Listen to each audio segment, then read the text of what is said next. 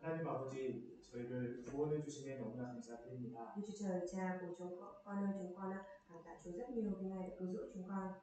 예수님의 보혈로 저희 모든 죄를 깨끗이 영원히 씻어 주심에 감사드립니다. Chúa, chúng con dâng lời cảm tạ Chúa vì Ngài đã tẩy sạch tội lỗi của chúng con đời đời một lần đủ cả bằng huyết máu của Đức Chúa Giêsu.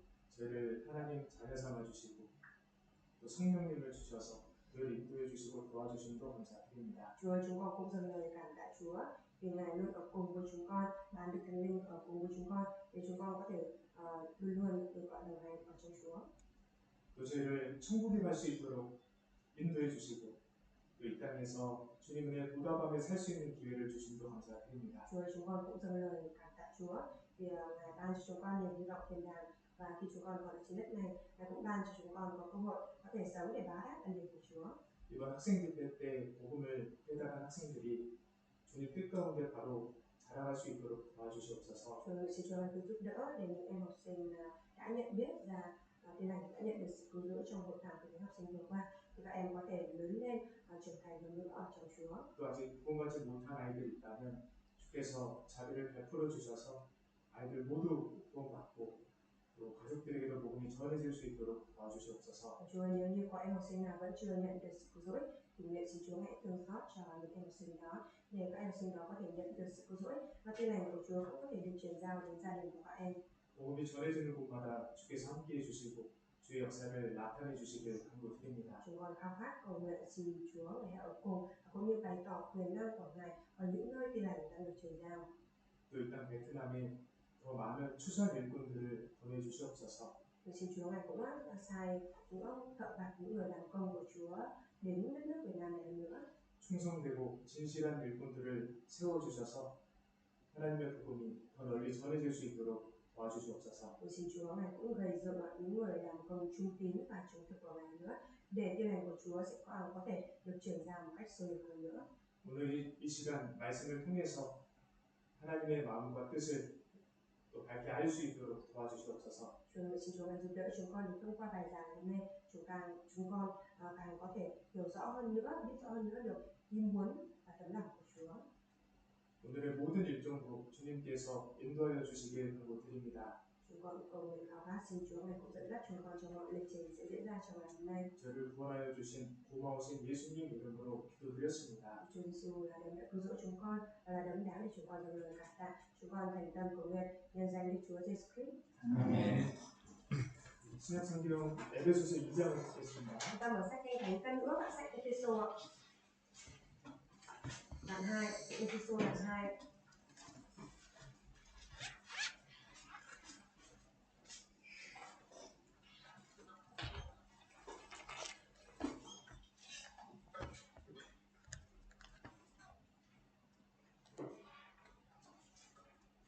찾으셨으면 같이 읽겠습니다. Ê-phê-sô đoạn 2 đúng chưa? Ê-phê-sô đoạn 2 câu 8 là chúng ta cùng đọc với nhau nhé. 너희가 nhờ ân điển được tin và anh em điều này đến với 그것이 너희에게 난 것이 아니요 하나님의 선물이라. 구원 하나님의 선물입니다. Sự cứu rỗi chính là tặng phẩm, là món quà của Đức Chúa Trời ạ. 이 구원의 의미에도 정말 여러 가지 은혜들이 포함되어 있습니다. Và trong cái ý nghĩa của từ sự cứu rỗi này thì nó ẩn chứa rất là nhiều ân điển. 오늘 그걸 같이 생각해 보려고 해요. Và ngày hôm nay chúng ta sẽ cùng nhau suy nghĩ về điều đó. 예전에 한국에서는요, 이 과자 선물 세트가 있었습니다. Ngày xưa ở bên Hàn Quốc thì sẽ có một cái set bánh kẹo ạ. 그 안에 보면요, 여러 가지 과자가 있어서 그걸 받으면 너무나 행복했었어요. Và trong cái set đó thì sẽ thấy là sẽ có nhiều những cái bánh kẹo các loại khác nhau ạ. Và chỉ cần nhìn vào cái đó thôi cũng cảm thấy rất là hạnh phúc đấy. 과자 선물 세트 안에 여러 가지 과자들이 포함이 되어 있는 겁니다. Vì ở trong cái set quà là bánh kẹo đó thì có nhiều các loại bánh kẹo khác nhau. 그리고 베트남에서 멈껌이라고 하잖아요. Và ở Việt Nam thì gọi là mâm cơm nhé. 그 멈껌 안에는 많은 맛있는 반찬들이 들어가 있지 않습니까? Và chẳng phải trong cái mâm cơm đó thì có rất là nhiều những cái món ăn đi kèm rất ngon khác nhau, đúng không ạ? 그렇죠? Đúng ạ. 그런 것처럼 구원이라는 의미에는요, 많은 의미들이 담겨져 있습니다. Trong cái món quà sự cứu rỗi này thì có ẩn chứa nhiều cái ý nghĩa khác nhau trong đó. 어떤 의미인지 성경을 통해서 같이 살펴보겠습니다. Và nó ẩn chứa những cái ý nghĩa gì thì chúng ta sẽ cùng nhau tìm hiểu về cái điều đó thông qua sách Kinh Thánh ạ. 먼저 구원을 받았다는 것은 우리 죄가 용서됐다는 거예요. Khi đã nhận được sự cứu rỗi ở đây có ý nghĩa là chúng ta đã nhận được sự tha tội ạ. 구원은 곧 죄 사함입니다. Sự cứu rỗi chính là sự tha tội ạ. 누가복음 1장 Chúng ta mở sách ở Luca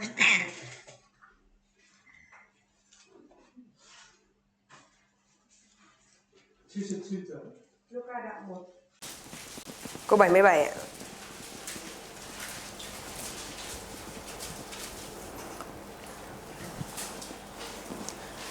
누가복음 1장 77절 같이 읽겠습니다. Luca đoạn 1 câu 77 chúng ta cùng đọc với nhau nhé.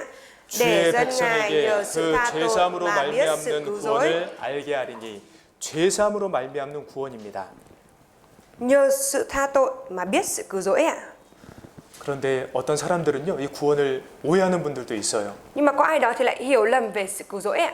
하나님 믿고 병이 나았기 때문에 내가 구원을 받았다. Bởi vì tôi tin vào Đức Trời mà bệnh của tôi được khỏi nên là tôi đã nhận được sự cứu rỗi. 기적을 체험했기 때문에 내가 구원을 받았다. Bởi vì đã trải nghiệm cái phép màu như vậy nên tôi nhận được sự cứu rỗi rồi. 내가 하나님 믿고 술, 담배, 도박 다 끊었다. 그래서 난 구원을 받았다. Khi tin vào Đức Chúa Trời thì tôi đã bỏ thuốc, bỏ rượu. Bởi vì thế nên là tôi đã nhận được sự cứu rỗi. 그게 아닙니다. Nhưng mà sự cứu rỗi không phải là như vậy đâu ạ. 구원이라고 하는 것은 우리 죄가 용서받는 거예요. Sự cứu rỗi ở đây đó là tội lỗi của chúng ta được tha thứ ạ. 한 번 죽는 것은 사람에게 정하신 것이요. 그 후에는 심판이 있으리니. Theo như đã định cho loài người phải chết một lần rồi chịu sự phán xét ạ. 죄인으로 태어난 우리는 평생 죄를 짓다가 죽음을 건너갑니다. Chúng ta sinh ra là tội nhân và cả đời chúng ta sống phạm tội lỗi và sau khi chết đi 네. 그리고 심판을 받아요. thì chúng ta sẽ phải chịu sự phán xét ạ. 심판대 앞에서 문제가 되는 것은 딱 하나, 죄입니다. Và trước tòa phán xét đó thì cái vấn đề duy nhất đó chính là tội lỗi ạ. 그러죠? Đúng không ạ? 근데 우리는 죄를 지을 수는 있지만 우리 죄를 해결할 수는 없거든요. Tuy nhiên chúng ta thì có thể phạm tội nhưng mà chúng ta thì tự mình không thể nào giải quyết tội lỗi được ạ. 죄의 삭은 사망입니다. Tiền công của tội lỗi là sự chết ạ. 피 흘림이 없으면 죄 사함이 없습니다. Không đổ huyết thì không có sự tha tội ạ. 그래서 우리가 심판받고 지옥 가기를 하나님이 원하지 않으시잖아요. Mà Đức Chúa Trời thì không muốn chúng ta chịu sự phán xét rồi đi xuống địa ngục ạ. 그래서 예수님께서 이 땅에 오신 거예요. Vì thế nên là Đức Chúa Giêsu đã đến trên thế giới này ạ. 그래서 우리 모든 죄를 예수님의 피로 다 씻어 주신 겁니다. Và Đức Chúa Trời đã dùng huyết báu của Đức Chúa Giêsu mà rửa sạch hết mọi tội lỗi của chúng ta rồi ạ. 죄값을 치러 주신 거예요. Và Đức Chúa Giêsu đã trả giá chuộc tội cho chúng ta đấy ạ. 죄는 반드시 피로만 사해집니다. Về tội lỗi này thì chỉ có huyết, dùng huyết thì mới có thể được tha. 그러니까 성경에서 가장 중요한 건 예수님이시고 Ở trong sách Kinh Thánh thì đấng quan trọng nhất ở đây đó là Đức Chúa Giêsu ạ. 예수님이 있어서 가장 중요한 것은 바로 피예요. Và đối với Đức Chúa Giêsu thì cái quan trọng nhất là gì ạ? Đó chính là huyết ạ. 죄사함 받으셨죠? Mọi người ở đây đã nhận được sự tha tội rồi đúng không ạ?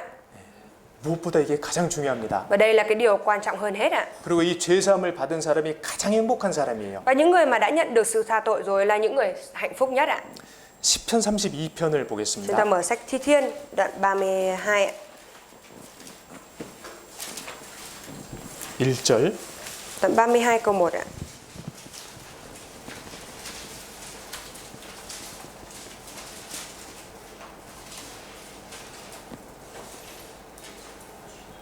시편 32편 1절 같이 Thi 읽겠습니다. Thiên đoạn 32 câu 1 ạ, chúng ta cùng đọc với nhau ạ. Phước 허물의 cho người 사함을 nào được 얻고 tha 그 sự vi 죄의 phạm mình, 가리우심을 được khỏa 받는 lấp 자는 tội lỗi 복이 mình. 있도다. 복이 여기 나와 있습니다. 복. Ở đây thì có xuất hiện phước ạ. 허물의 사함을 받고 용서를 받고 죄를 가리우심을 받은 자들, 죄 용서함을 받은 사람이 복이 있도다. Những người nào mà đã được tha sự vi phạm mình, đã được khỏa lấp tội lỗi mình, đó là những người được phước ạ. 예. 무엇으로 죄가 사해진다고요? Nhờ cái gì mà tội lỗi được tha ạ? 예. 예수님의 피요. Nhờ huyết của Đức Chúa Giêsu đúng không ạ? 그래서 이 죄 사함을 받은 사람이요, 이 세상에서 가장 행복한 사람이에요. Thế nên là những người nào mà đã nhận được sự tha tội rồi là những người hạnh phúc nhất ở trên thế giới này ạ. 정말 안타까운 점이 있습니다. Và ở đây có một cái điểm rất là đáng tiếc ạ. 교회 열심으로 다니는 분들이 있습니다. Đó là có những người đi hội thánh rất chăm chỉ ạ. 베트남에도 그런 분들이 꽤 있어요. Và thầy thấy là ở Việt Nam cũng có rất nhiều người như vậy ạ. 새벽에 기도합니다. Và sáng sớm cũng đi để cầu nguyện ạ. 금식 기도래요. 금식 기도. Rồi còn ăn kiêng cầu nguyện nữa ạ. 주일마다 교회 가서 열심히 예배를 봅니다. Rồi mỗi chủ nhật đều chăm chỉ đến hội thánh thờ phượng Đức Chúa Trời ạ. 근데 이 죄 사함으로 말미암은 구원을 깨닫지 못했어요. Tuy nhiên lại không nhận biết ra được cái sự tha tội bởi huyết của Đức Chúa Giêsu ạ. 그렇게 하나님을 열심히 섬기는데요. 이 죄 사함을 몰라요. Ý là rõ ràng là phục vụ thờ phượng Chúa chăm chỉ như vậy nhưng mà lại không biết đến sự tha tội ạ. 너무 안타까워요. Đó là một điều đáng tiếc ạ. 그리고 야, 그분들의 열심은 참 배우고 싶다란 마음도 듭니다. Và thầy cũng có cái tấm lòng là muốn học hỏi cái sự nhiệt huyết chăm chỉ của họ ạ. 새벽에 일찍 일어나서 기도하고 Bởi vì sáng sớm họ thức dậy sớm để cầu nguyện ạ. 간절한 마음으로 밥을 안 먹으면서 기도하고요. Rồi họ khao khát là không ăn cơm để cầu nguyện ạ. 얼마나 열심인지 몰라요. Họ chăm chỉ biết bao ạ. 근데 너무 안타까운 것은 이 죄 사함을 몰라요. Nhưng mà một điều đáng tiếc đó là họ không biết đến sự tha tội ạ. 네, 무엇보다 이 죄 사함으로 말미암는 구원을 반드시 우리는 깨달아야 합니다. Chúng ta nhất định cần phải nhận mà biết được cái việc là nhờ sự tha tội mà có sự cứu rỗi nha. 예, 그리고 구원받았다라는 의미 안에는 우리가 의롭게 됐다라는 의미도 포함되어 있어요. Và trong cái câu là đã nhận được sự cứu rỗi nó cũng bao gồm cái ý nghĩa là mình đã được xưng công chính ạ. 로마서 5장입니다. Sách Roma đoạn 5 ạ. 9절. Đoạn 5 câu 9 ạ.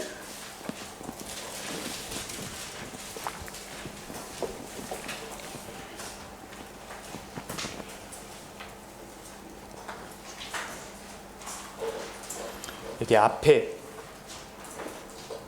앞 구절만 한번 제가 읽어볼게요. Thầy sẽ đọc cái phần đầu thôi ạ. 그러면 이제 우리가 그의 피를 인하여 의롭다 하심을 얻었은즉 Vậy bây giờ chúng ta đã nhờ huyết Ngài được xưng công chính rồi. 죄사함에 비해서 이 의로움이라고 하는 표현은요 훨씬 높은 의미입니다. So với cái sự tha tội ấy, thì cái biểu hiện là được xưng công chính là cái biểu hiện còn cao hơn rất nhiều ạ. 이 죄가 없다라는 것은 죄를 지었는데 그 죄가 다 용서받았다라고 하는 의미잖아요. Không còn tội nữa thì có ý nghĩa là mặc dù đã phạm tội rồi nhưng mà được tha hết ạ. 네. Tha hết.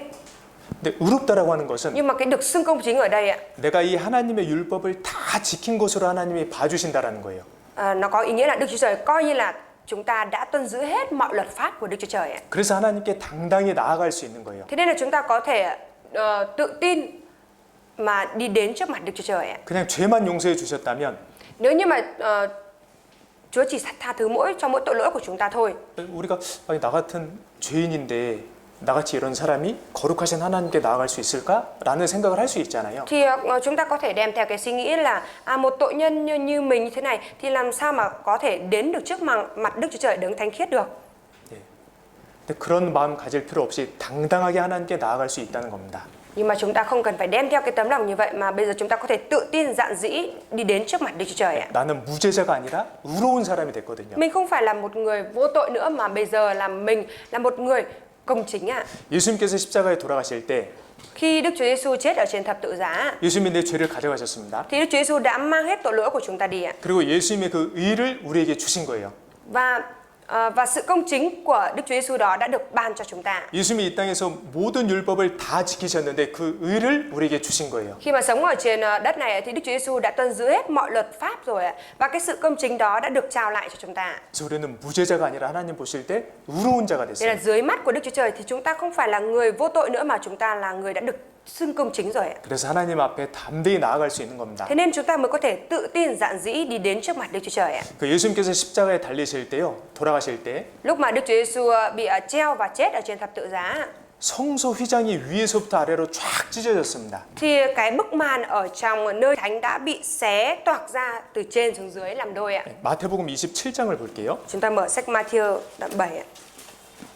마태복음 27장 Matthew đoạn 27 ạ.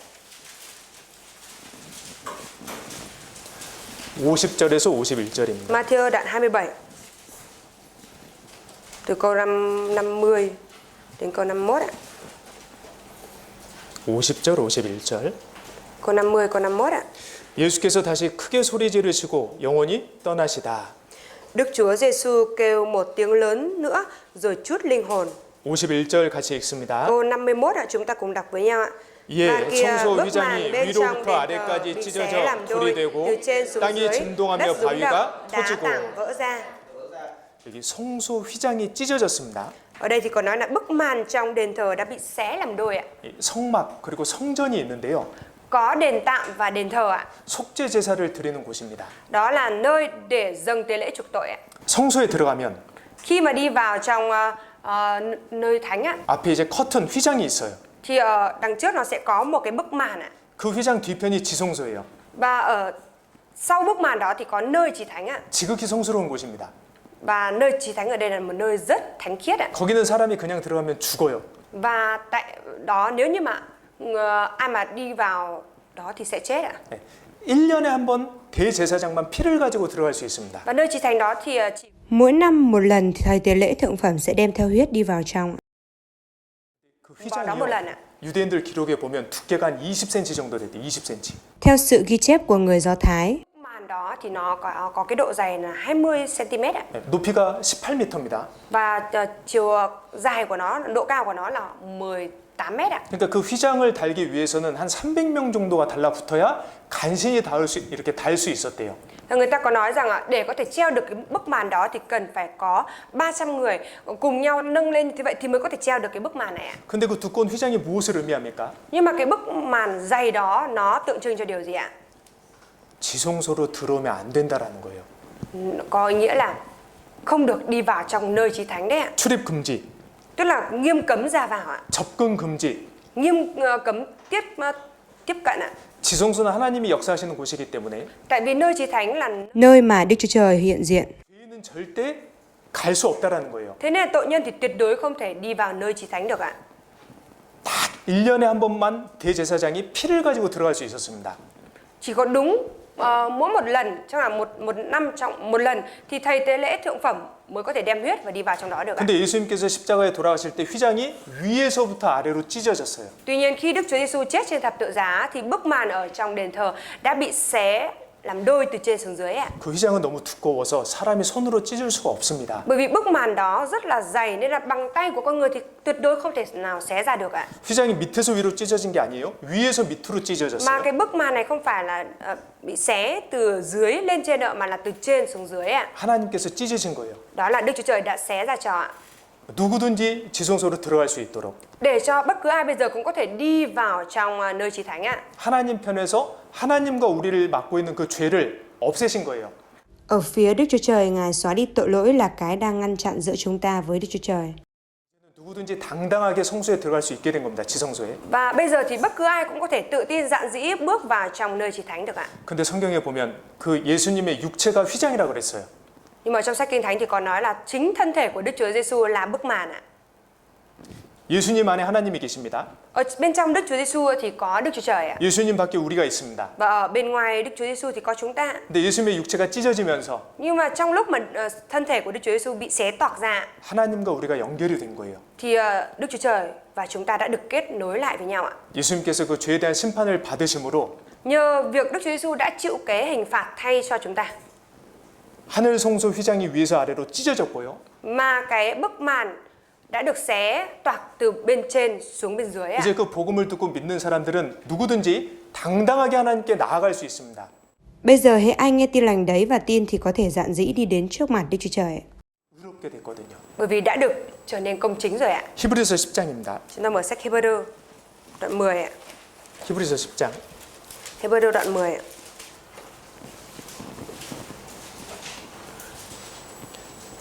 19절. Hebrew đoạn 10 câu 19 ạ.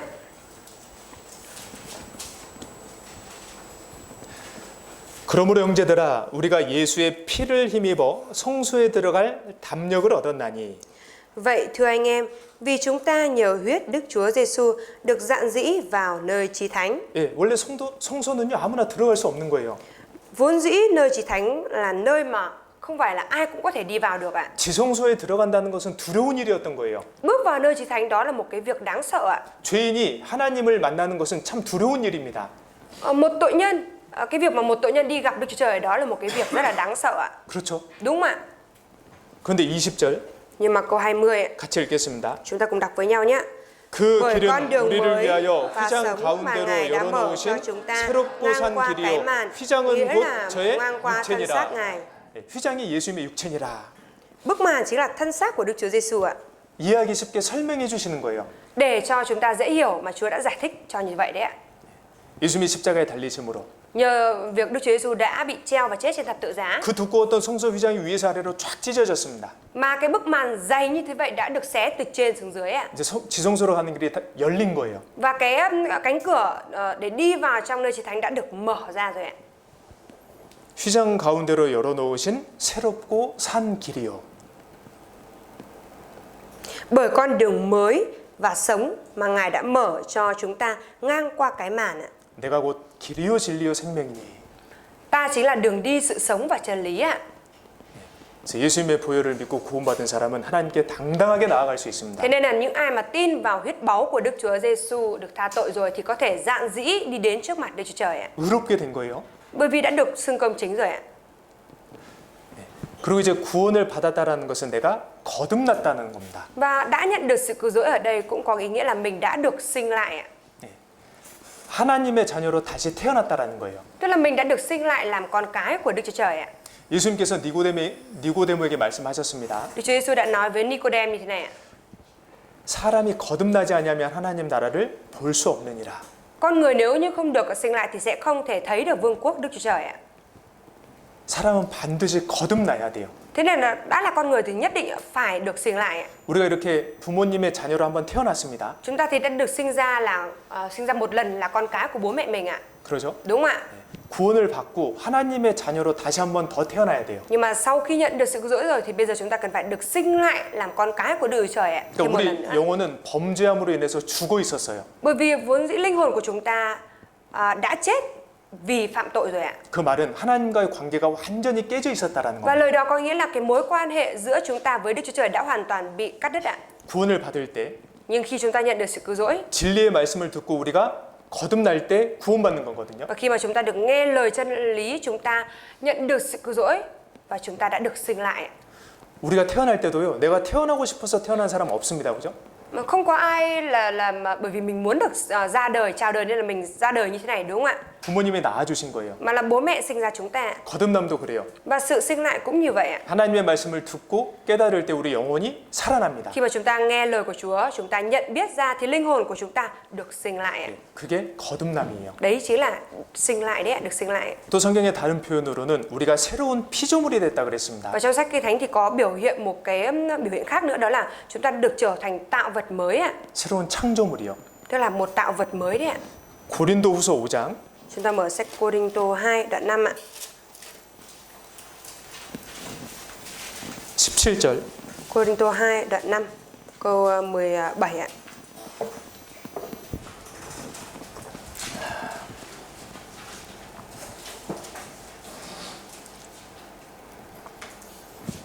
같이 읽겠습니다. Câu 17 ạ, chúng ta cùng đọc với nhau nhé. 그런즉 Vậy nếu ai ở 누구든지 trong 그리스도 đấng 안에 Christ, 있으면 người ấy 새로운 là tạo vật 피조물이라. mới. Những 이전 gì 것은 cũ đã qua đi, 지나갔으니 보라 này mọi 새 sự 것이 đều trở nên 되었도다. mới. 네. 구원을 받으면 정말 새 사람이 됩니다.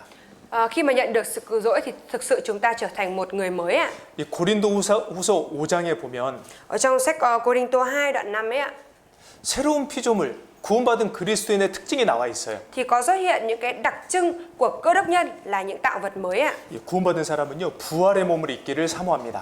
Người đã nhận được sự cứu rỗi ạ, thì khao khát được mặc lấy cái thân thể phục sinh ạ. 그러니까 주님 오실 그날을 사모하게 돼요. Tức là khao khát ngày Chúa đến lại ạ.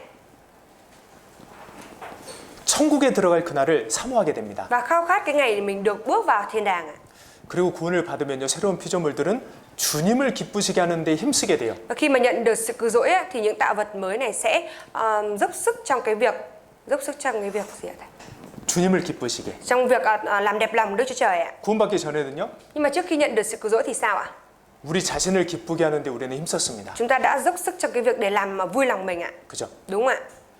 근데 신기하게 구원을 받으면 Nhưng mà một điều thần kỳ đó là khi mà chúng ta nhận được sự cứu rỗi ạ, 하나님이 기쁘시게 하는 일을 하고 싶어요. thì chúng ta muốn làm những cái việc làm đẹp lòng Chúa ạ. 구원받기 전에 내게 없었던 본성이에요. Đó là cái bản tính mà trước khi nhận được sự cứu rỗi mình không có ạ. 그리고 그 주님의 사랑에 이끌리게 됩니다. Và chúng ta được hấp dẫn, được kéo đi bởi tình yêu của Chúa ạ. 그리스도의 사랑이 우리를 강권하시는도다. Tình yêu thương của Đấng Christ cảm động tôi ạ. 죄의 유혹 앞에서 trước cái sự cám dỗ của tội lỗi, 하나님의 사랑을 생각함으로 그 죄를 이길 수도 있고요. thì chúng ta có thể chiến thắng được cái cám dỗ của tội lỗi bằng cách nghĩ đến tình yêu thương của Chúa. 때로는 피곤하고 힘들지만 Đôi khi thì có thể là khó khăn mệt mỏi, 하나님을 사랑하는 마음으로 주의 일에 더 힘쓸 수도 있고요. nhưng mà bằng cái lòng yêu mến Chúa thì chúng ta càng có thể dốc sức hơn nữa trong công việc của Chúa. 그러니까 하나님의 사랑이 우리가 살아가는 그 삶의 힘의 동기가 됩니다. Tức là cái lòng tình yêu thương của Đức Trời và lòng yêu mến Chúa sẽ trở thành một cái động lực và sức lực cho đời sống của chúng ta. 그리고 또 새로운 피조물들은 아무 사람이나 이제 육체대로 알지 않는다라고 말씀하셨는데요. Và 여기 16절 trong câu 16 ở đây ạ, 같이 읽겠습니다. chúng ta cùng đọc câu 16 nhé. 그러므로 Vì thế, từ 우리가 nay chúng tôi 이제부터는 không đánh 아무 giá một 사람도 ai theo cách 육체대로 loài người 알지 nữa. 아니하노라. Dù chúng 그리고 tôi đã 우리가 từng đánh giá Đấng Christ 그리스도도 theo cách 육체대로 loài người, 알았으나 nhưng bây 이제부터는 giờ 이같이 không còn 알지 đánh giá Ngài theo 아니하노라. cách ấy đâu. 구원받기 전에 우리가 예수님은요 그냥 뭐 4대 성인 그 정도로만 알고 있었습니다. Trước khi mà chúng ta nhận được sự cứu rỗi ấy, thì chúng ta chỉ biết là Đức Chúa Giêsu là một người thánh nhân, là một người tài giỏi, 훌륭하신 분. là một người xuất chúng ạ. 그 육체대로 알았거든요. Tức là chỉ biết về Ngài theo thể xác thôi ạ. 근데 구원을 받으면 예수님이 하나님의 아들이시고 나의 구세주라는 걸 알게 됩니다. Nhưng mà khi mà nhận được sự cứu rỗi thì mình biết được là Đức Chúa Giêsu chính là con trai của Đức Trời, là Chúa cứu thế ạ. 그리고 사람들을 만날 때도 Và kể cả khi mà chúng ta gặp con người ạ, 예전에는 육체대로 사람들의 조건을 봤다면 nếu như ngày trước mình đã đánh giá người ta về mặt thể xác, về cái điều kiện ngoại cảnh mà người ta có, 구원을 받으면 신기한 게 저분은 구원 받았을까? nhưng mà sau khi nhận được sự cứu rỗi rồi thì khi mà gặp ai đó thì chúng ta sẽ có suy nghĩ là không biết người kia đã nhận được sự cứu rỗi chưa. 아무리 부자고 유명해도 야 저분이 구원 받았을까? 이게 궁금해지잖아요. Cho dù là người đó có nổi tiếng và giàu có đến đâu đi chăng nữa, nhưng mà chúng ta luôn tò mò là người đó đã nhận được sự cứu rỗi chưa ạ. 예. 그리고 우리 형제자매들 사실요 우리가 예수님 아니라면 절대 서로 못 만날 사람들입니다. Và sự thật các anh chị em của chúng ta cũng như vậy. Nếu như không phải là Đức Chúa Giêsu thì có lẽ chúng ta đã không gặp được nhau ạ. 근데 주님 안에서 우리가 만나서 같이 교제하고 Nhưng mà ở trong Chúa thì chúng ta được gặp nhau và同công cùng nhau ạ. 서로 사랑을 나눌 수 있게 되고 Chúng ta có thể chia sẻ tình yêu cho nhau ạ. 어떤 육신적인 조건 그런 것들을 안 보게 되잖아요. Và chúng ta không có nhìn đến những cái điều kiện về mặt thể xác của nhau, đúng không ạ? 구원 받았으니까 우리 귀한 형제님이고 자매님이잖아요. Bởi vì đã nhận được sự cứu rỗi rồi nên là trở thành người anh em và người chị em quý giá ở trong Chúa. 이것도 정말 신기한 Và 변화입니다. đây cũng là một cái sự biến hóa, biến đổi rất là thần kỳ ạ. 새로운 피조물이 되었다는 증거예요. Đó là bằng chứng cho thấy rằng chúng ta đã trở thành tạo vật mới ạ. 그리고 이제 새로운 피조물들은요. Và các tạo vật mới ạ. 이제 우리가 예수님을 통해서 하나님과 화목이 되었기 때문에 Bởi vì chúng ta đã được hòa thuận với Đức Chúa Trời thông qua Đức Chúa Giêsu rồi. 이 복음을 통해서 또 다른 사람들이 하나님과 화목할 수 있도록 돕는 역할을 합니다. Nên là bây giờ chúng ta cũng làm cái vai trò là giúp đỡ để cho người khác có thể được hòa thuận lại với Đức Chúa Trời thông qua Tin lành ạ. 전도하게 되죠. Tức là chúng ta đi truyền giảng, đúng không ạ? 이 하나님의 사랑을 주변 분들에게 알리고 싶어집니다. Và chúng ta cũng muốn cho những người xung quanh của chúng ta biết đến tình yêu thương của Đức Chúa Trời ạ. 그래서 구원을 받으면 가족들이 먼저 생각이 나잖아요. Khi mà nhận được sự cứu rỗi thì chúng ta sẽ nhớ đến gia đình của mình đầu tiên, đúng không ạ? 주변 사람들에게 내가 정말 좋아하는 사람들에게 이 복음을 전하고 싶잖아요. Và chẳng phải chúng ta cũng muốn truyền giao tin lành này đến cho những người mà chúng ta thương, rồi đến những người quen biết của chúng ta, đúng không ạ? 때로는 내가 너무 싫은 사람인데 Và đôi khi thậm chí là đối với cả những cái người mà mình ghét, 나를 너무나 힘들게 해서 내가 정말 싫은데 và bởi vì cái người đấy khiến cho mình rất là khổ nên là mình ghét người đó. 그래도 저 사람 구원 받아야 되는데 하는 생각이 들잖아요. Nhưng mà mình cũng vẫn có cái suy nghĩ rằng dẫu vậy thì cái người này cũng cần phải nhận được sự cứu rỗi ạ. 놀라운 변화입니다. Đó là một cái sự biến đổi rất là đáng kinh ngạc ạ. 새로운 피조물이 된 거예요. Chúng ta đã được trở thành tạo vật mới rồi ạ. 거듭난 거예요. Đã được sinh lại rồi ạ. 네, 베드로전서 1장 Chúng ta mở sách Phi-rơ nhất đoạn 1 ạ.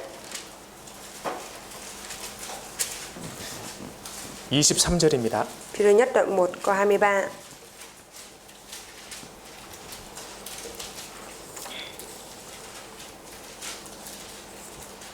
베드로전서 1장 23절 Sách Phi-rơ nhất đoạn 1 câu 23.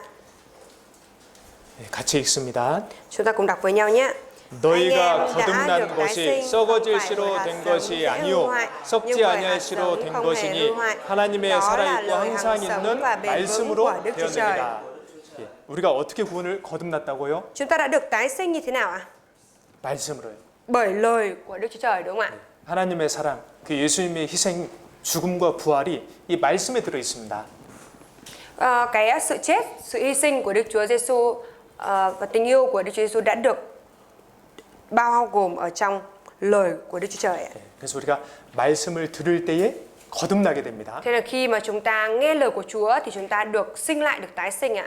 고넬료라고 하는 사람은 정말 하나님을 열심히 섬기는 사람이었어요. Cornei là một người mà thực sự chăm chỉ thờ phượng Đức Chúa Trời ạ.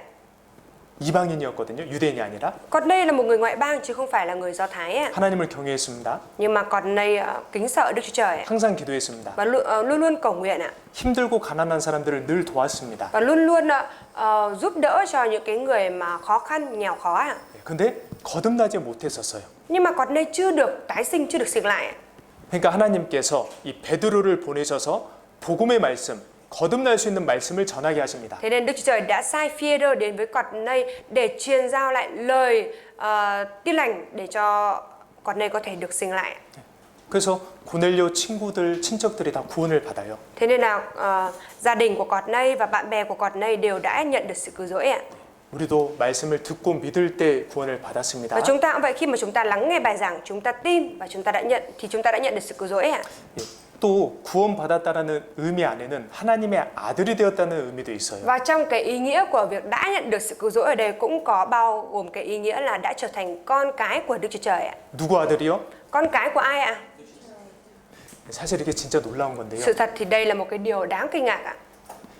진짜 놀라운 겁니다. Là một điều thực sự đáng kinh ngạc ạ. 우주 만물을 창조하신 하나님의 아들이 되었다. Tức là chúng ta đã trở thành con cái của Đức Chúa Trời, là đấng đã sáng tạo ra vũ trụ và muôn vật ạ. 네, 구원받은 사람이요. Những người đã nhận được sự cứu rỗi đấy ạ. 요한복음 1장입니다. Chúng ta mở sách Giăng đoạn 1 ạ.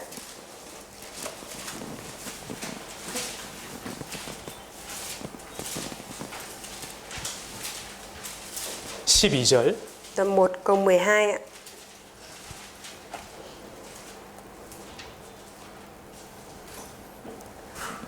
요한복음 1장 12절 같이 Sách 읽겠습니다. Giăng đoạn 1 câu 12 ạ, chúng ta cùng đọc với nhau nhé. 영접하는 bất cứ 자, ai tiếp 곧 nhận 그 이름을 Ngài, tức 믿는 là tin danh 자들에게는 Ngài, 하나님의 thì Ngài 자녀가 ban cho 되는 họ quyền 권세를 trở nên con Đức 주셨으니 Chúa Trời.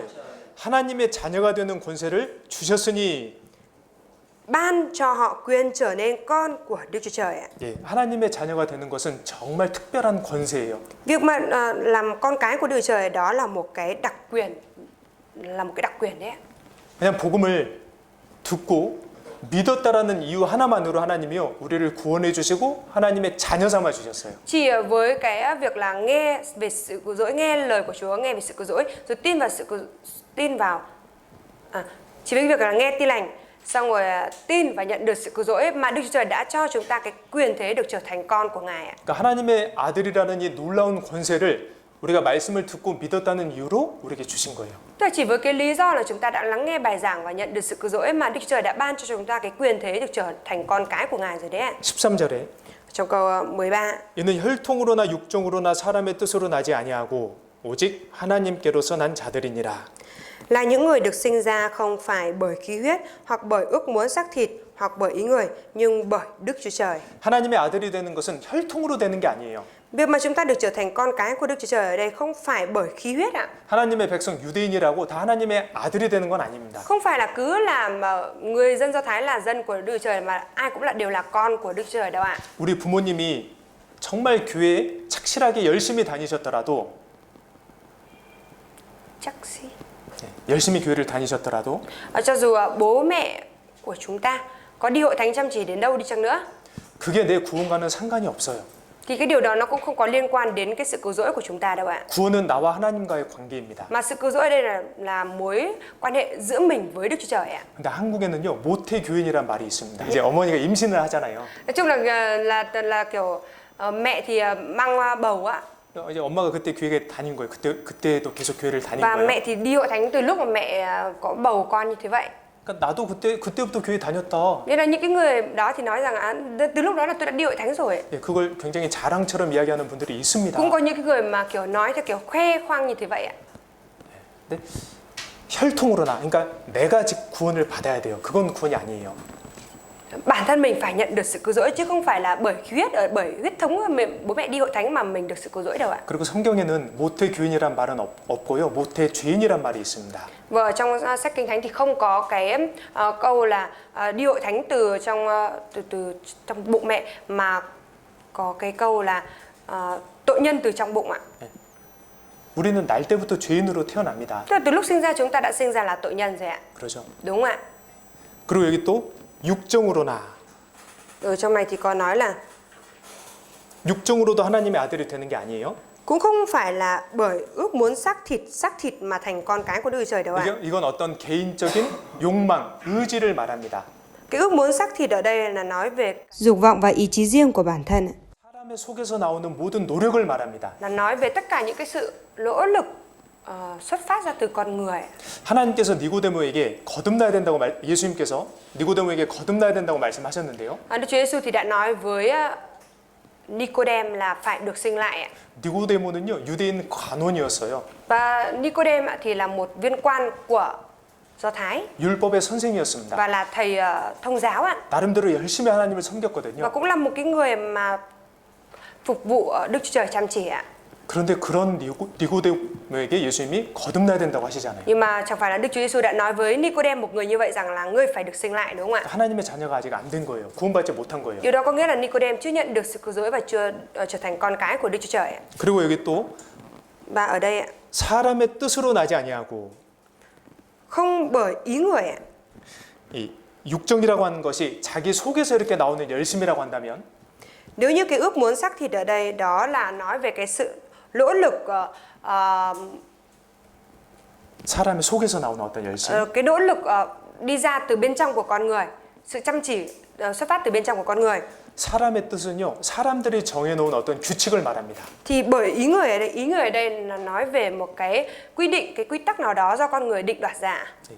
뭐 새벽 기도를 해야 된다느니, Ví dụ như là phải cầu nguyện vào sáng sớm này, 금식 기도를 해야 구원을 받는다, rồi phải kiêng ăn cầu nguyện thì mới nhận được sự cứu rỗi này, 10계명을 지켜야 천국에 갈 수 있다라든지, hay là phải tuân giữ 10 điều răn thì mới có thể lên được thiên đàng. 그게 사람의 뜻이에요. Đấy chính là ý người ạ. 그렇게 구원받는 게 아니죠. Chúng ta không phải nhận được sự cứu rỗi là bằng cách đó, đúng không ạ? 하나님의 아들이 되는 것도 예수님의 보혈로 되는 겁니다. Điều mà chúng ta trở thành con cái của Đức Chúa Trời cũng là hoàn toàn nhờ huyết của Đức Chúa Giêsu ạ. 하나님은 하나님의 아들 된 그리스도인들을 양육해 주시고 보호해 주십니다. Và Đức Chúa Trời thì Ngài dưỡng dục cơ đốc nhân là những người đã trở thành con cái của Ngài và bảo vệ họ ạ. 사람은 하나님을 버릴 수 있어도요. 하나님은 결코 자기 자녀를 버리시지 않으세요. Cho dù con người có bỏ Đức Chúa Trời đi chăng nữa thì Đức Chúa Trời cũng tuyệt đối không bao giờ bỏ con cái của Ngài ạ. 하나님의 자녀된 그리스도인들이 완벽해서가 아니에요. Không phải là bởi vì những cơ đốc nhân là con cái của Đức Chúa Trời là những người hoàn hảo đâu ạ. 구원받아도 여전히 부족한 게 있어요. Sau khi nhận được sự cứu rỗi, chúng ta vẫn còn những cái điều thiếu sót ạ. 연약함도 있어요. Cũng có những cái điểm yếu ạ. 때로는 죄도 지어요. Và đôi khi còn phạm tội ạ. 그래도 하나님은 자녀 삼아 주셨기 때문에 끝까지 책임을 지십니다. Nhưng mà dù như vậy ạ, bởi vì Đức Chúa Trời đã nhận chúng ta làm con cái của Ngài rồi, thế nên là Ngài chịu trách nhiệm cho chúng ta đến cùng ạ. 이 베트남에 고엽제 피해 본 분들이 있습니다. Ở Việt Nam thì cũng có những người bị nhiễm chất độc màu da cam, đúng không ạ? 그죠? Đúng ạ. 미국이랑 베트남 전쟁할 때요. Lúc mà Việt Nam chiến tranh với Mỹ ạ, 미군에서 고엽제를 베트남 정글에 밀림에 쫙 뿌려버렸잖아요. thì quân Mỹ đã thả những cái chất độc màu da cam xuống đất nước Việt Nam ạ. 네, 그 밀림 속에 풀 속에 있는 사람들 죽이려고요. Để có thể ý là để giết chết những cái người mà trốn ở trong rừng núi ấy. 근데 그 고엽제 맞은 분들의 자녀들이 장애를 가지고 태어난 경우가 꽤 많습니다. Nhưng mà có nhiều trường hợp là những con cái của những người mà đã bị nhiễm cái chất độc màu da cam đó thì khi mà sinh ra thì lại bị khuyết tật. 근데 그분들이 자녀들을 버리지 않거든요. Nhưng mà những ông bố bà mẹ đó thì không có bỏ đi con cái của mình ạ. 제가 호치민 갔을 때요. 전쟁박물관에 간 적이 있습니다. Ở lúc mà thầy đi Hồ Chí Minh ấy, thì thầy có đến cái viện bảo tàng chiến tranh chiến sự. 거기 보면 고엽제 피해자분들 사진이 많이 있어요. Và ở đấy thì có rất nhiều những cái bức ảnh của những cái người bị nhiễm chất độc màu da cam ạ. 근데 거기 보면 옆에 꼭 어머니나 아버지가 같이 있습니다. Nhưng mà nhìn vào trong những bức ảnh đó thì luôn luôn có bố mẹ của những cái em đó ở đấy ạ. 그 부모님들은 자녀가 장애가 있어도 끝까지 희생하고 책임집니다. Tức là mà dù con cái có bị khuyết tật như thế nào chăng nữa thì bố mẹ cũng không có bỏ con mà luôn ở bên cạnh con, chịu trách nhiệm và chăm sóc con đến cùng ạ. 어떤 사람들은 임신했을 때 아이에게 장애가 있으면 애를 지우기도 하잖아요. Chẳng phải là có những người mà khi mà mang thai thấy con của mình có vấn đề, tức là bị khuyết tật gì đó thì bỏ con luôn từ trong bụng, đúng không ạ? 근데 하나님은 우리가 연약한 거 아시거든요. Nhưng mà Đức Chúa Trời thì biết cái sự yếu đuối của chúng ta 우리가 부족한 건 또 아시는데 và Chúa cũng biết được cái sự thiếu sót của chúng ta. 우리를 버리시는 게 아니라 Nhưng mà Chúa không có bỏ chúng ta 하나님 뜻대로 살 수 있도록 하나님의 사람으로 양육해 주셔요. mà Ngài dưỡng dục chúng ta để chúng ta có thể sống theo ý muốn của Đức Chúa Trời ạ. 그게 하나님 아버지의 사랑입니다. Và đấy chính là tình yêu thương của Đức Chúa Trời là Cha chúng ta. 시편 48편 Chúng ta mở sách Thi Thiên đoạn 48 ạ. 14절 Đoạn 48 câu 14 ạ.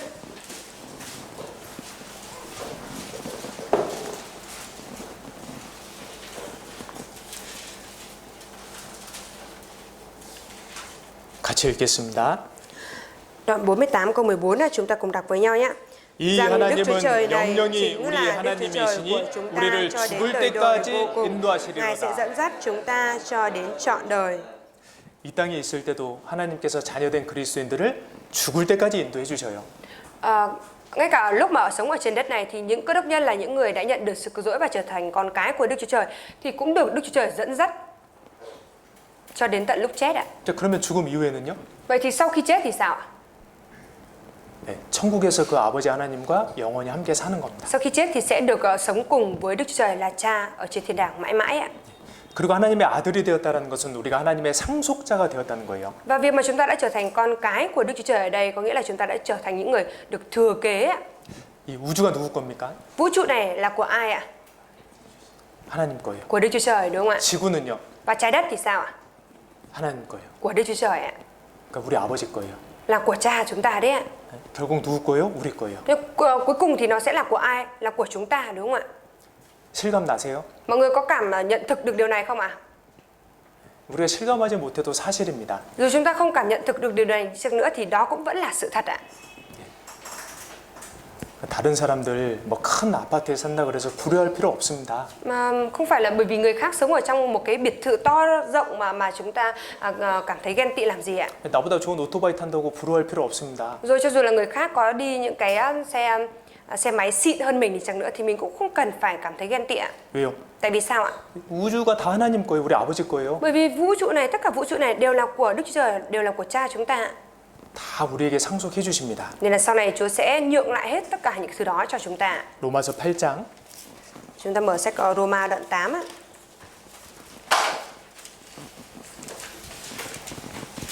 (17절) Phần 8 câu 17 ạ.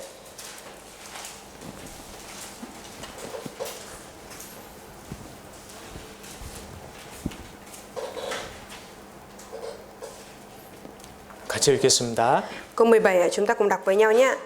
Nếu là 자녀이면 con 또한 cái thì 후사 chúng 곧 ta cũng là 하나님의 người thừa 후사요 kế, vừa 그리스도와 là người 함께한 thừa kế 후사니 của Đức Chúa 우리가 Trời, 그와 vừa 함께 là người 영광을 cùng thừa 받기 kế 위하여 với Đấng Christ. 고난도 Nếu 함께 chúng ta 받아야 thật 될 sự cùng chịu khổ 것이니라. với Ngài thì chúng ta sẽ cùng được vinh quang với Ngài.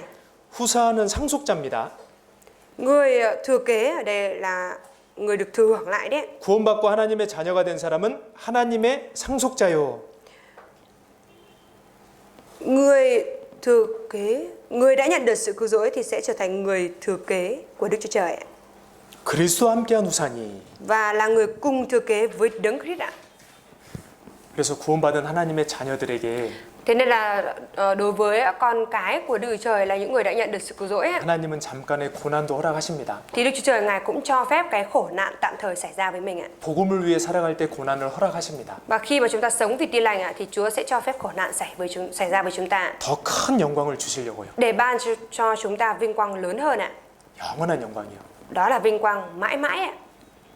그리고 구원을 받았다라는 그 의미 안에는 우리가 성령을 받았다라는 의미도 포함되어 Và 있어요. trong cái câu là đã nhận được sự cứu rỗi ở đây cũng có bao gồm cái ý nghĩa là chúng ta đã được nhận lãnh Đức Thánh Linh ạ. 구원을 받을 때 성령님 하나님의 영이 우리 안에 들어오십니다. Khi mà chúng ta nhận được sự cứu rỗi thì linh của Đức Chúa Trời là Đức Thánh Linh đã đi vào trong chúng ta. 여기도 보시면 Chúng ta nhìn vào đây ạ. 16절 Câu 16 ấy ạ. 성령이 친히 우리 영으로 더불어 우리가 하나님의 자녀인 것을 증거하시나니 Chính Thánh Linh làm chứng với tâm linh chúng ta rằng chúng ta là con cái Đức Chúa Trời. 예, 우리가 열이 많이 날 때는 해열제를 먹습니다. Khi mà chúng ta bị sốt cao thì chúng ta sẽ uống thuốc hạ nhiệt, hạ sốt đúng không ạ? 그러면 몸에 열이 내려갑니다. Thế thì sốt sẽ được hạ xuống đúng không ạ? 기침이 많이 나올 때는 감기약을 먹습니다. Và khi mà chúng ta bị ho nhiều thì chúng ta sẽ uống thuốc cảm, thuốc ho ạ. 감기약이 들어오면 기침이 멈춥니다. Và khi mà thuốc ho đã đi vào, thuốc cảm đã đi vào rồi thì sẽ ngừng lại cái việc ho đúng không ạ? 성령님이 그리스도인에게 들어왔어요. Và Đức Thánh Linh đã đi vào trong cơ đốc nhân ạ. 아무런 변화가 없을 수가 없습니다. Thì không thể nào lại không có bất cứ một sự biến đổi gì ạ. 그래서 아까 말씀드린 새로운 피조물 같은 삶을 살 수 있는 거예요. Thế nên giống như lúc nãy thầy đã chia sẻ đó là bởi vì Đức Thánh Linh đã đi vào rồi nên là có thể sống được ở một cái đời sống như là một tạo vật mới ạ. 그리고 성령님이 확실하게 증거해 주시는 믿음이 있습니다. 우리 그리스도인들은. Đốc nhân ạ thì có một cái đức tin chắc chắn được Đức Thánh Linh bảo chứng cho ạ. 그러니까 여기 위에 Ở trên này có nói đấy. 15절 같이 읽겠습니다. Câu 15 ạ, chúng ta cùng đọc với nhau nhé. 너희는 Thật vậy, anh 다시 em đã không 무서워하는 nhận lấy 종의 영을 tinh thần 받지 làm nô lệ 아니하였고 để cứu sống 양자의 trong 영을 sự sợ hãi, 받았으므로 nhưng đã nhận lấy 아바 tinh thần 아버지라 làm con nuôi 부르짖느니라. và nhờ đó chúng ta gọi rằng Abba Cha. 양자의 영이 성령님이에요. 성령. Tinh thần làm con nuôi ở đây là Đức Thánh Linh đấy ạ. 네. 그러니까 구원받기 전에는요 두려움이 있습니다. Tức là trước khi mà nhận được sự cứu rỗi thì chúng ta luôn có cái nỗi sợ hãi ạ. 지옥에 대한 두려움이 있습니다. Chúng ta có cái nỗi sợ về địa ngục, 심판에 대한 두려움이 있어요. có nỗi sợ về sự phán xét ạ. 예수님 다시 오시면 내가 남으면 어떡하지? 두려움이 있습니다. Rồi cũng có cái nỗi sợ là nếu như mà Đức Chúa Giêsu đến lại mà mình bị bỏ lại thì sao ạ? 열심히 할 때는 뭔가 기분이 좋아지고 안심이 되는데요. Khi mà mình sống chăm chỉ thì tâm trạng của mình vui và mình cảm thấy an tâm. 하나님 뜻대로 살지 못할 때는 Nhưng mà khi mà mình không sống theo được như ý muốn của Đức Chúa Trời thì sao ạ? 또 지옥 갈 것 같은 두려운 마음이 드는 거예요. Thì là mình lại nảy sinh cái tấm lòng cảm thấy sợ hãi bởi vì sợ mình sẽ phải đi xuống địa ngục ạ. 성령님을 받지 못했다라는 증거입니다. Đó là bằng chứng cho thấy rằng mình vẫn chưa nhận lãnh Đức Thánh Linh ạ. 근데 구원받은 그리스도인들은요, Nhưng mà cơ đốc nhân đã nhận được sự cứu rỗi thì sao ạ? 네, 성령님께서 그 사람의 삶을 인도해 가셔요. Thì Đức Thánh Linh sẽ dẫn dắt cuộc đời, cuộc sống của người đó ạ. 기쁨을 주시고 Cũng ban cho người đó có niềm vui, 만족을 주시고 cũng ban cho sự thỏa mãn ạ. 하나님의 뜻 가운데로 진리 가운데로 인도해 가십니다. Và cũng dẫn dắt mà người đã nhận được sự cứu rỗi đi vào trong 하나님의 뜻 가운데로. ý muốn của Đức Chúa Trời. 요한복음 16장입니다. Sách Giăng đoạn 16 ạ. 요한복음 16장 Sách Giăng đoạn 16 ạ.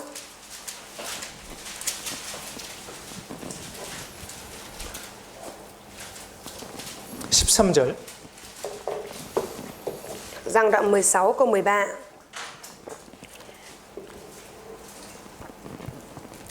같이 읽겠습니다. Câu 13 chúng ta cùng đọc với nhau nhé. 그러나 진리의 성령이 오시면 그가 너희를 모든 진리 가운데로 인도하시리니 그가 자유로 말하지 않고 오직 듣는 것을 말하시며 장래일을 너희에게 알리시리라. 진리의 성령이 오시면 Khi thần chân lý đến ạ, 그가 너희를 모든 진리 가운데로 인도하시리니. Ngài sẽ dẫn các con vào mọi chân lý ạ. 성령을 받은 그리스도인들, 구원받은 사람들은요 하나님의 인도하심을 받아요. Những cơ đốc nhân đã nhận được sự cứu rỗi, đã nhận lãnh Đức Thánh Linh rồi thì sẽ nhận được cái sự dẫn dắt của Đức Thánh Linh ạ. 그래서 주님 뜻대로 살지 못할 때 성령님이 근심하시는데 Thế nên là khi mà chúng ta sống không có đúng theo ý muốn của Đức Chúa Trời ấy, thì Đức Thánh Linh sẽ cảm thấy than thở. 그때 우리의 마음에도 근심, 탄식이 생깁니다. Và lúc đó thì trong tấm lòng của chúng ta cũng có nảy sinh cái sự than thở ạ. 그러죠. Đúng không ạ? 주와 합한 영은 한 영이라. Ờ, 그러니까 성령님이 내 안에 오셨기 때문에 bởi vì Đức Thánh Linh đã đi vào trong chúng ta.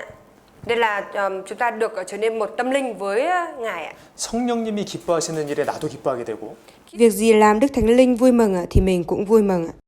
성령님이 슬퍼하시는 일에 나도 근심하게 됩니다. Và trong cái việc mà Đức Thánh Linh cảm thấy buồn thì mình cũng cảm thấy lo lắng ạ, than thở ạ. 하나님은 우리 모든 걸 다 아시거든요. Và Đức Chúa Trời thì Ngài biết hết tất cả mọi thứ của chúng ta. 그러니까 성령님도 우리가 주님 뜻대로 살지 못할 때는 근심하시는 거예요. Thế nên là khi mà chúng ta không sống được theo đúng như ý muốn của Đức Chúa Trời thì Đức Thánh Linh Ngài cũng than thở ạ. 자, 시골에서 고등학교를 졸업한 학생이 이제 하노이 대학생이 되었습니다. Một học sinh 네. sống ở quê đã tốt nghiệp cấp 3 rồi và bây giờ đã thi và lên đại học ở Hà Nội. 아, 하노이 너무 좋잖아요. Và Hà Nội thì rất là tốt đẹp đúng không ạ? 근데 이제 공부를 열심히 해야 되는데 Nhưng mà đáng ra là phải học tập chăm chỉ ạ. 안 좋은 친구들, 나쁜 친구들을 사귀었어요. Nhưng mà lại đi làm thân kết bạn với những cái người bạn xấu ạ. 공부도 안 하고 Nên là không học hành gì cả. 매일 노는 겁니다. Mỗi ngày chỉ chơi thôi, chơi bời thôi ạ. 부모님이 그 사실을 알면 탄식하시겠죠. Thế thì khi mà bố mẹ ở quê mà biết được cái tin đó thì sẽ cảm thấy thở than về điều này đúng không ạ? 근데 멀리 떨어져 있는 부모님은 그 사실을 모르실 수도 있거든요. Nhưng bố mẹ nằm ở rất xa thì có thể là không biết được sự thật này. 근데 성령님은요. Nhưng mà Đức Thánh Linh thì sao ạ? 우리의 모든 걸 다 아세요. Ngài biết hết mọi sự ở trong chúng ta. 내가 보고 있는 걸 성령님도 같이 보십니다. Những cái gì mà mình đang xem thì Đức Thánh Linh cũng đang xem ạ. 내가 듣고 있는 거 성령님이 같이 들으십니다. Và những cái gì mình đang nghe đó Đức Thánh Linh cũng đang nghe ạ. 내가 하고 있는 거 성령님이 알고 계십니다. Và những cái gì mà mình đang muốn làm đó thì Đức Thánh Linh cũng biết ạ. 성령님이 우리와 함께 Bởi 계시거든요. vì Đức Thánh Linh ở cùng với chúng ta. 그래서 주님 뜻대로 살지 못할 때는 thế nên- 마음에 탄식도 주시고요. Thế là khi mà chúng ta sống không theo đúng như ý muốn của Chúa thì Chúa cũng ban cái sự thở than cho tấm lòng của chúng ta. 그리고 또 우리를 위해서 간절하게 기도도 해주십니다. Và Ngài cũng cầu khẩn khao khát cho chúng ta. 로마서 Chúng ta mở sách Roma 8장 đoạn 8, 26절. đoạn 8 câu 26 ạ.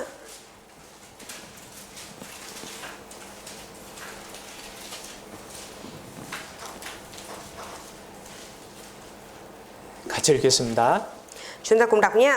이와 Cũng vậy, 같이 Thánh Linh giúp 성령도 đỡ sự 우리 yếu đuối của 연약함을 chúng ta, vì 도우시나니 chúng ta không biết 우리가 phải cầu 마땅히 nguyện điều gì 빌바를 cho 알지 đúng, 못하나 nhưng chính Thánh 오직 Linh dùng 성령이 những sự 말할 수 thở 없는 than không thể 탄식으로 diễn tả bằng 우리를 lời 위하여 mà 친히 cầu thay cho chúng ta. 간구하시느니라. 성령도 우리 연약함을 도우시나니. Đức Thánh Linh cũng giúp đỡ cho sự yếu đuối của chúng ta. 구원을 받아도 우리가 연약함이 있어요. Dù nhận được sự cứu rỗi đi chăng nữa thì chúng ta vẫn có những cái sự yếu đuối ạ. 넘어질 때도 있죠. Đôi khi cũng bị vấp ngã đúng không ạ? 근데 그런 우리를 성령님이 잘 아셔요.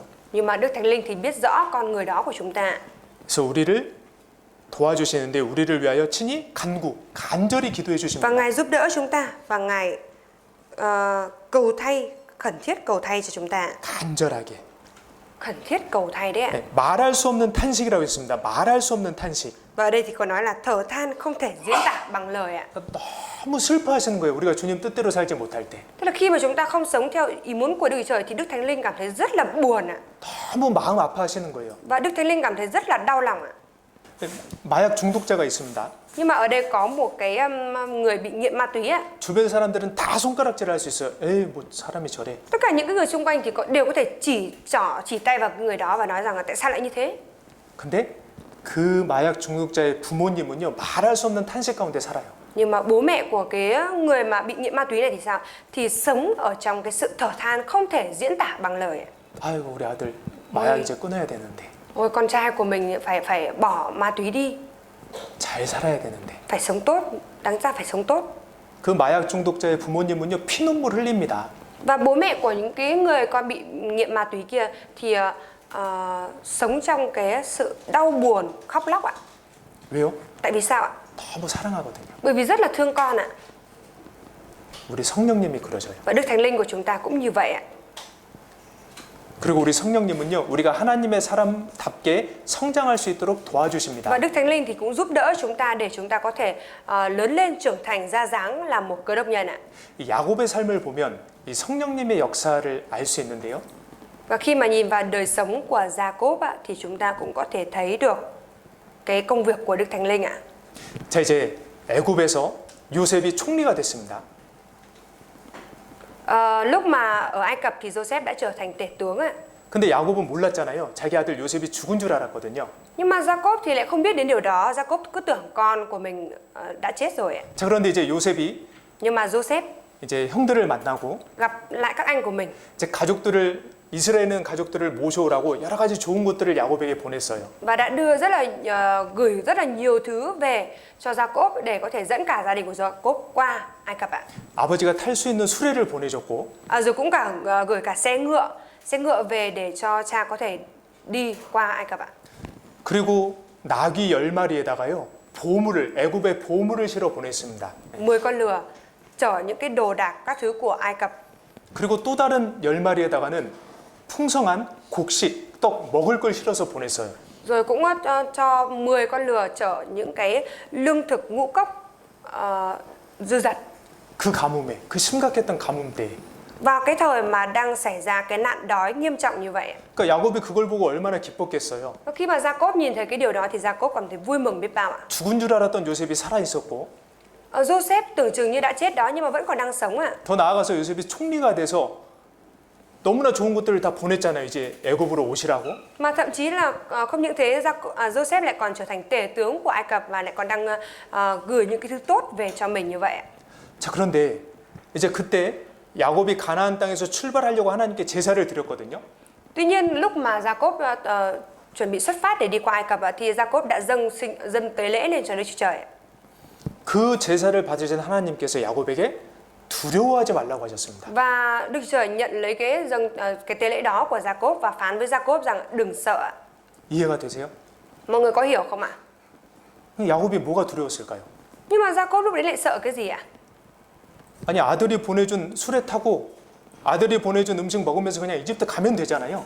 Jacob chỉ cần đi lên cái xe ngựa mà con gửi về cho, rồi ăn những cái lương thực ngũ cốc các thứ của con đã gửi từ Ai Cập về cho như vậy, rồi đi qua Ai Cập là được mà, đúng không ạ? 야곱이 즐겁게 그냥 가면 되거든요. Jacob chỉ cần vui vẻ đi qua Ai Cập là được ạ.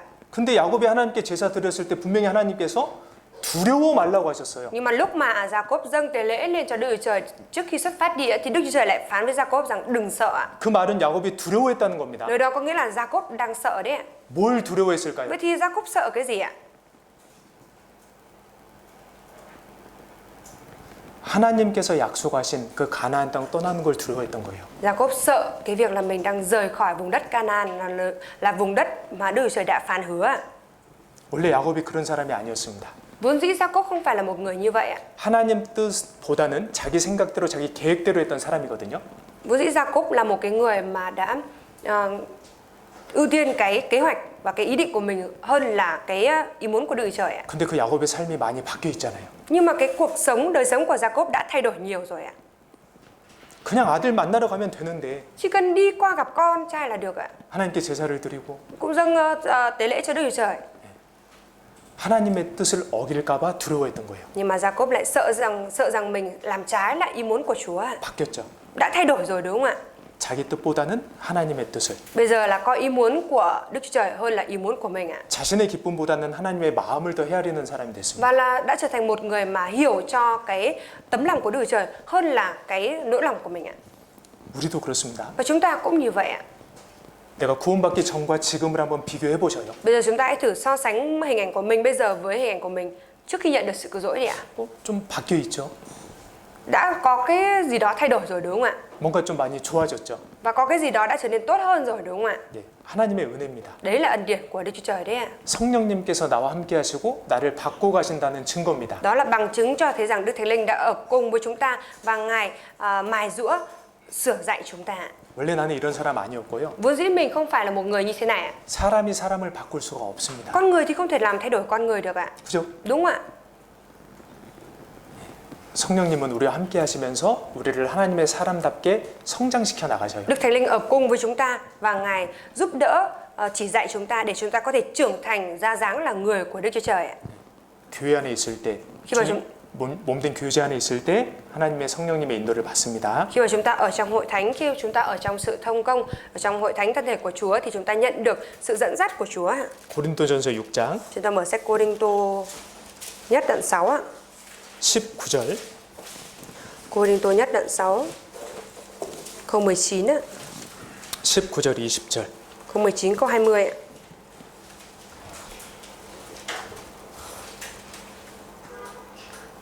같이 읽습니다. Chúng ta cùng đọc với nhau nhé. 너희 Anh em 몸은 không biết 너희가 rằng thân thể anh em 하나님께로부터 là 받은 đền 바 thờ của Đức 너희 Thánh 가운데 Linh đang 계신 ngự trong anh 성령의 em. 전인 Đấng 줄을 mà Đức Chúa 알지 Trời đã ban cho anh 못하느냐 em sao? 너희는 Anh 너희의 em cũng 것이 không 아니라 còn thuộc về chính 값으로 mình 산 nữa. 것이 Vì anh 되었으니 em đã được mua 그런즉 bằng giá 너희 rất cao. 몸으로 Vậy hãy 하나님께 dùng thân thể anh 영광을 em mà 돌리라 tôn vinh Đức Chúa Trời. 너희 몸은 성령의 전이다 Anh em thân thể anh em chính là đền thờ của Đức Chúa Trời ạ. 성령님이 너희 안에 계신다 알려주시는 거예요. Và Đức Thánh Linh thì ngự ở trong chúng ta. 예, 알아야 합니다. Chúng ta phải biết đến điều này ạ. 이걸 모르면 Nếu như không biết điều này ạ, 죄를 쉽게 지을 수 있는 거예요. thì chúng ta có thể dễ dàng phạm tội ạ. 몸을 하나님 뜻이 아니라 내 뜻대로 마음대로 사용할 수 있는 거예요. Và không sử dụng thân thể này theo ý muốn của Đức Chúa Trời mà sử dụng nó theo ý muốn và tấm lòng của mình. 고린도 교회는 이걸 모르는 사람들이 많았던 것 같아요. Có vẻ như là ở trong hội thánh Cô-rinh-tô có nhiều người đã không biết đến sự thật này ạ. 이 몸이 우리 게 아니잖아요. Thân thể này không phải là của chúng ta. 너희는 너희의 것이 아니라 Anh em không còn thuộc về chính mình nữa ạ. 하나님께서 값으로 아주 귀한 값으로 예수님의 피로 우리를 사신 겁니다. Mà Đức Chúa Trời Ngài đã dùng một cái giá rất cao, đó là huyết của Đức Chúa Giêsu mà mua chúng ta rồi. 그러니까 그 몸으로 하나님께 영광을 돌리라. Vì thế nên là hãy dùng thân thể của mình mà tôn vinh Đức Chúa Trời. 예, 여러분 내가 몰라도 구원받은 사람들은 우리 안에 성령이 계십니다. Thưa 내가 mọi 그걸 người, 모를지라도 cho dù là mình không biết đi chăng nữa nhưng mà Đức Thánh Linh đang ngự ở bên trong mình đấy ạ. 우리가 어렸을 때 내 안에 심장, 간 있는지 몰랐죠? Lúc mà chúng ta còn nhỏ xíu chúng ta cũng không biết là bên trong mình có tim, có gan đúng không ạ? 그래도 또 있어요. Cũng đã có cái lúc như vậy đấy ạ. 예, 그래서 구원을 받았다라는 그 의미 안에는 성령님이 내 안에 들어오셨다라는 게 포함되어 Thế 있습니다. nên là trong cái ý nghĩa của cái cụm từ là đã nhận được sự cứu rỗi ở đây là cũng bao gồm cái ý nghĩa là Đức Thánh Linh đã đi vào trong chúng ta. 예, 그리고 이제 구원받았다라는 의미 안에는 영생을 얻고 천국에 가게 됐다라는 의미도 포함되어 Và 있어요. trong cái từ đã nhận được sự cứu rỗi ở đây cũng bao gồm cái ý nghĩa là đã nhận được sự sống đời đời và được vào thiên đàng ạ. 이제 우리가 지옥 가야 될 우리가 천국으로 이사 가게 된 겁니다. Tức là chúng ta vốn dĩ là những người phải đi xuống địa ngục đó nhưng bây giờ chúng ta đã được chuyển rồi, được đi vào thiên đàng ạ. 이사 구절 찾아보겠습니다. 요한복음 5장 24절입니다. Răng ạ. 5장 24절. Răng đoạn 5 câu 24 ạ. 24절 Câu 24 ạ. 같이 읽겠습니다. Chúng ta cùng đọc nhé. 내가 진실로 너희에게 이르노니 내 말을 듣고 또 나 보내신 이를 믿는 자는 영생을 얻었고 심판에 이르지 아니하나니 사망에서 생명으로 옮겼느니라. 영생을 얻었고 Được sự sống đời đời ạ. 사망에서 생명으로 옮겼느니라. Vượt khỏi sự chết mà vào sự sống ạ. 영생을 얻은 사람은 영원히 삽니다. Người mà đã được sinh lại rồi thì sẽ sống mãi, người mà đã nhận được sự sống đời đời rồi thì sẽ sống mãi mãi ạ. 예수님과 같은 완전한 부활하신 예수님과 같은 몸을 입고요. Sẽ được mặc lấy cái thân thể phục sinh trọn vẹn giống như Đức Chúa Giêsu ạ. 영원히 천국에서 같이 하나님과 사는 거예요. Và sẽ sống ở trên thiên đàng mãi mãi cùng với Đức Chúa Trời ạ. 이 처음 하늘 처음 땅 우리가 보고 있는 하늘과 땅은요 곧 없어집니다. Cái trời thứ nhất và đất thứ nhất là trời đất mà hiện tại bây giờ chúng ta đang nhìn thấy sau này sẽ biến mất đi ạ, không còn nữa ạ. 없어져요. Sẽ không còn nữa ạ. 그 전에 Và trước đó 빨리 천국 갈 수 있는 그 자격을 영생을 얻어야 되는 trước 거예요. đó chúng ta phải nhanh chóng nhận được cái tư cách để có thể đi vào thiên đàng ạ. 이거 보셨어요 이거? Mọi người đã nhìn thấy cái này bao giờ chưa ạ? 호안기엠에 있는 건물이죠. Đây là 상어턱이라고 cái- 하는 건물입니다. 상어턱 건물. Cái hàm cá mập, 네. cái nhà mà ở chỗ cái hàm cá mập đúng không? 근데 지금 어떻게 Nhưng 됐습니까? bây giờ bị làm sao rồi ạ? 뉴스를 보니까 이렇게 무너져 있대요. Thầy đọc thời sự thì thấy là bây giờ đã bị phá đổ như này rồi ạ. 호안기엠 옆에. Ở bên cạnh cái hồ 우리 Gươm 그때 đấy. 청년 수련회 때도 여기 가서 사진 찍었잖아요. Lúc hội tu dưỡng thanh niên chúng ta cũng đã đi ra đây để chụp ảnh cùng nhau đúng không ạ? 지금 이렇게 됐다니까요. Nhưng bây giờ đã bị phá như này rồi ạ. 분명히 정부에서 이 건물 무너뜨린다라고 얘기했습니다. Rõ ràng là chính phủ đã nói rồi, tuyên bố là sẽ phá đổ cái tòa nhà này ạ. 그죠? Đúng không ạ? 진짜 무너졌어요. Thực sự là nó đã bị phá đổ rồi ạ. 하나님께서 말씀하셨습니다. Và Đức Chúa Trời đã phán rồi ạ. 처음 하늘과 처음 땅은 지나간다. Trời thứ nhất và đất thứ nhất sẽ qua đi ạ. 여러분 천국이 있습니다. Và mọi người thì có thiên đàng ạ. 구원받은 그리스도인들은 천국에 들어갑니다. Cơ đốc nhân đã nhận được sự cứu rỗi sẽ đi vào thiên đàng ạ. 천국에는 사망이 없습니다. Ở trên thiên đàng thì không có sự chết nữa ạ. 슬픈 일도 없습니다. Cũng không có chuyện buồn ạ. 마음 아픈 일도 몸이 아픈 일도 없어요. Cũng không có cái việc mà phải bị đau lòng hay là đau cơ thể nữa ạ. 이 땅에서도 그런 것들 없으면 참 살만할 텐데요. Nếu như mà ở trên đất này mà không có những cái đó thì cũng đáng để sống đúng không ạ? 천국은 아예 없어요. Nhưng mà ở trên thiên đàng thì hoàn toàn không có những cái đó nữa. 자, 그러니까 우리 학생들은 시험, 공부 없으면 좋겠죠. 숙제. Các em học sinh thì mong muốn là không có thi, không có kiểm tra, không phải học cái gì thì tốt, đúng không ạ? 네, 천국에 없어요. Ở trên thiên đàng thì không có phải học mấy cái đấy đâu ạ, không có mấy cái đấy. 우리 봉사 형제님들 야근 없으면 좋겠죠. Và các người anh em trong hội ông bố thì ước gì là sẽ không có phải đi tăng ca, đúng không ạ? 천국에는 야근도 없고 일도 없어요. Ở trên thiên đàng thì không có việc và cũng không phải đi tăng ca. 천국에는 정말 아름다운 곳입니다. 천국. Thiên đàng là một nơi thực sự rất đẹp đẽ. 여러분 이 땅에서도 아름다운 곳이 있거든요. Thưa mọi người, ở trên trái đất này cũng có những cái nơi đẹp ạ. 아담의 범죄로 저주받은 세상입니다. Là một cái thế gian đã bị nguyền rủa bởi cái sự phạm tội của Adam. 그래도 하롱베이나 사파 이런 데 보면 정말 자연이 멋진 곳이 있잖아요. Nhưng mà chẳng phải là nhìn vào những cái nơi như kiểu Vịnh Hạ Long hay là Sapa, nó là những cái nơi có cái cảnh rất là đẹp, đúng không ạ? 하나님께서 가장 아름답게 만드신 곳이 천국인데 거기는 얼마나 Và 아름답겠어요. cái nơi mà Đức Trời đã sáng tạo ra đẹp đẽ nhất đó chính là thiên đàng. Vậy thì nó đẹp đẽ đến mức như thế nào? 우리에게는 그 소망이 있습니다. Chúng ta thì có niềm hy vọng này ạ. 우리 집이 있습니다. Chúng ta có nhà của mình ạ, 영원한 집이요. nhà đời đời ạ. 구원받은 사람에게 주신 은혜예요. Đó chính là ân điển mà Đức Trời ban cho người đã nhận được sự cứu rỗi ạ. 참 우리가 은혜를 많이 받았습니다. 그죠? Chúng ta đã nhận được rất nhiều ân điển rồi, đúng không ạ? 죄사함을 받았죠. Chúng ta đã nhận được sự ân điển của sự tha tội này. 의롭다 하심을 받았죠. Chúng ta đã được xưng công chính rồi ạ. 거듭났죠. Chúng ta đã được sinh lại rồi ạ. 하나님의 자녀가 Chúng 되었죠. ta đã trở thành con cái của Đức Trời. 성령님을 받았죠. Chúng ta đã nhận lãnh Đức Thánh Linh rồi ạ. 영생을 얻어서 천국에 가잖아요. Và chúng ta đã nhận được sự sống đời đời và được đi vào thiên đàng ạ. 시편 116편입니다. Sách Thi Thiên là 116 ạ. 12절. Thi Thiên là 116 câu 12.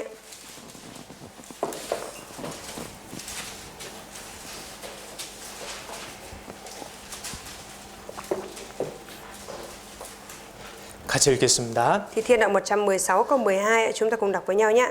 Tôi sẽ lấy 여호와께서 gì 내게 báo đáp 주신 Đức Giê-hô-va 모든 về 은혜를 các ơn lành 무엇으로 mà Ngài đã làm 보답할꼬. cho tôi. 이렇게 하나님께 받은 은혜들을 생각해 보면 보답하고자 하는 마음이 올라옵니다. Khi mà chúng ta nghĩ đến những ân điển mà chúng ta đã nhận được từ Đức Chúa Trời thì chúng ta sẽ nảy sinh cái tấm lòng muốn báo đáp ạ. 우리가 어떻게 은혜를 보답할 수 있을까요? Làm thế nào để chúng ta có thể báo đáp được những ân điển này ạ? 이 하나님의 사랑을 또 누군가에게 전하는 거예요. Đó là chúng ta đi chuyên giao tình yêu thương này của Đức Chúa Trời cho ai đó khác nữa ạ. 그 사람도 이 하나님의 선물을 받을 수 있도록 우리가 전해주는 거예요. Và chúng ta cũng truyền giao để cho cái người đó cũng có thể đón nhận được cái món quà là sự cứu rỗi này của Đức Chúa Trời. 그게 하나님이 가장 기뻐하시는 Và 일입니다. đó là cái việc mà Đức Chúa Trời cảm thấy vui lòng nhất ạ. 전달하기 위해서는 먼저 기도하는 겁니다. Và để truyền giao được thì trước hết là chúng ta phải cầu nguyện ạ. 여러분 한번 생각해 보세요. 야, 이분에게 내가 진짜 이번에 전도 한번 해야 되겠다. Mọi người hãy nghĩ mà xem lần này nhất định mình phải truyền giảng mới được ạ. 내가 이분 학예 수양회 때 꼭 모시고 가야겠다. Mình nhất định phải dẫn cái người này đến tham gia hội tu dưỡng mùa hè mới được. 먼저 기도하셔야 돼요. Trước tiên là chúng ta phải cầu nguyện trước nhá. 예수님도 새벽에 기도하시고 전도하러 가셨습니다. Và Đức Chúa Giêsu cũng vậy, Ngài đã cầu nguyện vào lúc sáng sớm và đã đi để truyền giảng ạ. 우리가 다른 사람에게 하나님에 대해 말하기 전에 Trước khi mà chúng ta nói về Đức Chúa Trời cho ai đó khác ạ, 하나님께 먼저 그 사람에게 대해서 말씀드려야 돼요. thì chúng ta cần phải nói về người đó cho Đức Chúa Trời trước đã. 그게 기도예요. Đấy chính là cầu nguyện ạ. 하나님 저 영혼 제가 전도할 수 있도록 도와주세요. Đức Chúa Trời xin Chúa giúp đỡ để con có thể truyền giảng được cho linh hồn kia. 저 영혼의 마음을 열어주세요. Xin Chúa hãy mở tấm lòng của linh hồn kia. 제가 지혜롭게 전도할 수 있도록 Xin 도와주세요. Chúa giúp đỡ để cho con có thể truyền giảng một cách khôn ngoan. 제가 전도하려는 저 영혼을 사랑할 수 있도록 도와주세요. Và xin Chúa giúp đỡ ban cho con có cái tấm lòng yêu thương để con có thể truyền giảng được cho người đó. 전도가 쉽지 않잖아요. Bởi vì việc truyền giảng không hề dễ, đúng không ạ? 상대방은 쉽게 거부하고 거절합니다. Bởi vì đối phương có thể dễ dàng từ chối ạ. 그죠? Đúng không ạ? 그래서 주님, 제가 저 사람을 받아줄 수 있는, 사랑할 수 있는 사람이 될 수 있도록 도와주세요. 기도하는 거예요. Chúng ta cầu nguyện với Chúa là Chúa ơi, xin Chúa giúp đỡ để con có thể trở thành một người đem theo cái lòng yêu mến yêu thương mà có thể tiếp nhận được đối phương ạ. 그리고 입을 여는 겁니다. Và sau đó là chúng ta mở môi miệng của mình ra. 한번 권해보는 거예요. Tức mình thử rủ bạn một lần, rủ người đó một lần. 전도는요, 빠르면 빠를수록 좋습니다. Việc truyền giảng thì càng nhanh càng tốt ạ. 왠지 아세요? Mọi người có biết vì sao không ạ? 갈수록 사람들은 강팍해지고 있어요. Bởi vì càng ngày thì tấm lòng của con người càng trở nên cứng rắn hơn ạ. 여기 디모데 후서 4장 보겠습니다. Chúng ta mở sách Timôthê 2 đoạn 4 ạ. 2절, 1절, 2절. Timôthê 2 đoạn 4 câu 1 câu 2 ạ.